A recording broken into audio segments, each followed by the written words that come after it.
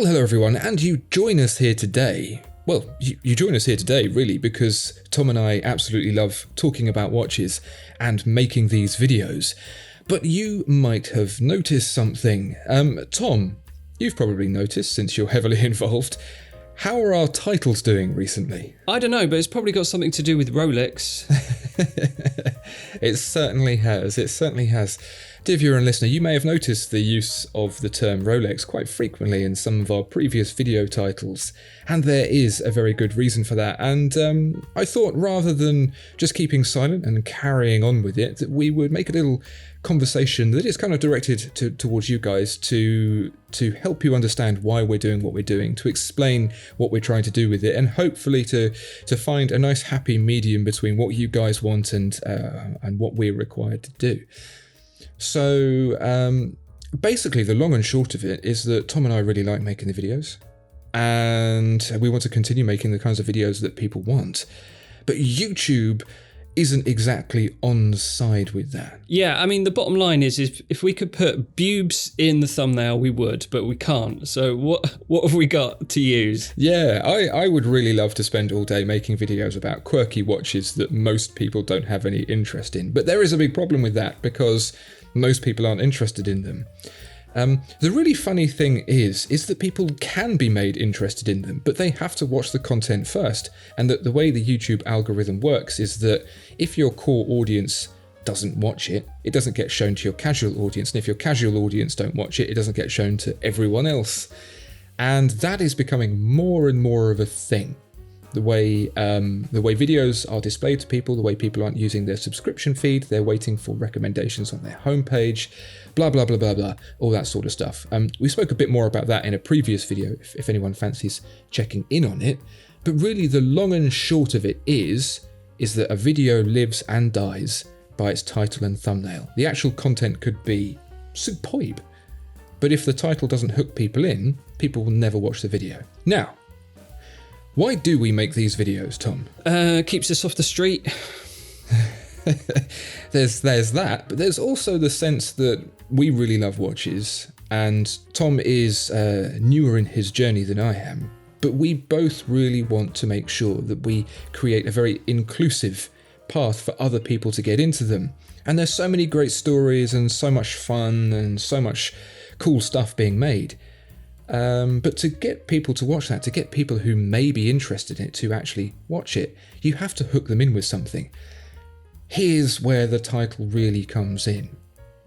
We did a Breitling video recently, and in the title it was something like this destroys Rolex or something like that. And that gave the performance a real boost. And hopefully that means a lot of people see that Breitling is a great watch. We've done watches in the past where I thought, this is going to be awesome, people will love this watch, and nobody is interested. Nobody's interested until you change the title. And then you see people in the comments saying, wow, this is such a cool watch, this is really interesting, thank you for sharing. That's my dilemma. We want to make the videos that showcase the coolest watches in the world that people aren't aware of, but to get them shown in front of people, even in front of the people who would watch them, even with an older type of title, we have to use a more clickbaity title, otherwise those people won't even be served them, let alone anyone else. There are some amazing timepieces out there, which we try and show you as many as we can, and things that catch our eye and stuff, but there are videos that we've made that we're really proud of, but we know that they're not gonna perform because it's too niche, or it's hard to kind of convey the wonderful essence of a timepiece with a snappy title. So something that we can do to bring it to people's attention is compare it to a popular watch that people are interested in. Yeah, and here's the thing: if we don't get the performance on the channel, then we don't get to do the channel. Unfortunately, that's the long and short of it. But also, if audiences are responding to videos with Rolex in the title, and that then shows them watches they otherwise wouldn't have known about, then that's really the duty that we set out for ourselves to achieve, to show cool watches to people who didn't know about them, to expand their knowledge and really help them embrace the entire industry and not just Rolex. Now, I know from my interest in car journalism that you see a similar thing over there with Porsche. Everything is measured against Porsche because Porsche is the benchmark. It is a line in the sand for which people of all ages, genders, shapes and sizes can go, oh yes, I know that Porsche is very popular. Is this better than one? Or is this worse than one? Right. If you say something is good or you say something is bad, I think you need to have some grounding on what that is. And Rolex, for me, is that benchmark for it. And it appeals to people as well because of that thing. They go, oh, I know about Rolex, and they're saying this watch is better. And it's cheaper. I'm interested to find out more. Whereas if you just said, this is a great watch, or this is a rubbish watch, then it sort of floats around. You don't really have any measure of what that might be. So as well as it being something that draws attention because it is snappy and enticing, I genuinely think it serves a purpose when comparing watches that are a similar price or a similar complication, similar ilk in general. So really, Tom, this is a bit of an appeal to our fans, the people who have been here with us the longest, to bear with us on the titles. Try and see through the title and understand what the video is really about, because if you do that, it means that we can continue making the videos that we've always made and the videos that we really want to make. Because there are some cool watches out there that I want to feature that I'm concerned won't get viewed by anyone. But if we can use this technique, then it means that we can show them to people. Yeah, and I know you may see it and it may tick you off. I mean, it ticks me off. I don't want to talk about Rolex. Can't stand them. It's just too juicy, and it just helps us to continue to do what we want to do.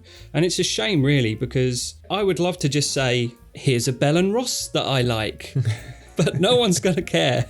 So yeah, it's sort of the naughty Swiss elephant in the room, really. And so that's why we're talking about it. We want to try and be transparent with you and just say, look, we're not trying to trick anyone. We just want as many people to enjoy the content as possible. Yeah, it really does come down to that.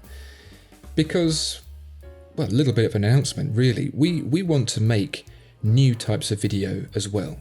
Videos that appeal to different types of people, such that we can preserve the kinds of videos that we make now without having to dilute them. You might have noticed, dear viewer and listener, recently we posted an interview with Andy Talbot, a diver who really shed some interesting light on the use of dive watches in the real world now by real people, and I'd love to do more of that.